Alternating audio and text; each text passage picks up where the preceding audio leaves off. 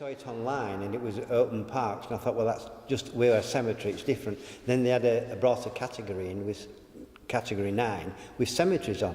I thought that'll be good for us to have a go and see, for someone to come in from outside and just see how we are doing rather than how we think we're doing.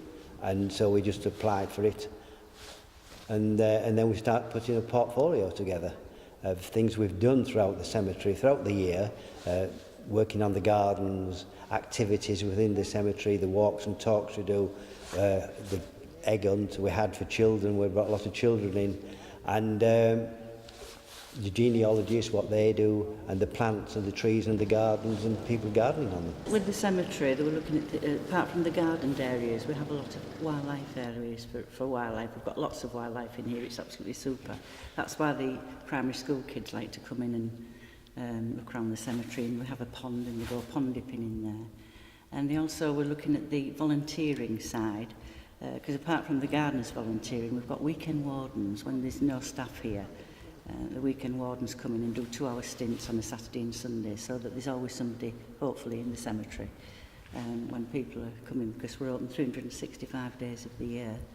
We've got genealogists who come every Friday, all voluntary, this, and they come every Friday, have a little office near the gatehouse, and people can go in there and find somebody who's maybe passed away many years ago, and they don't know where the grave is, and they'll take them exactly to their grave. They know where everybody who's buried here, whereabouts they are. And how we communicate with the local community and bring people in, that was quite a big aspect of it, wasn't it? Yes. Yeah. And as Hazel says, we have something going on right throughout the year. With our carol concert, we started off with a Baedeker walk in April, because it was the 75th anniversary of the Baedeker raids in York. So, and people came who had relatives involved and lost their lives in the Baedeker raids. And then we just worked right throughout the year, and we did our last walk last Sunday, the military walk. It was just a wonderful day, and Clive was saying he was hoping for a silver, and I was thinking silver gilt. And when they announced York Cemetery Gold Award, it was just incredible.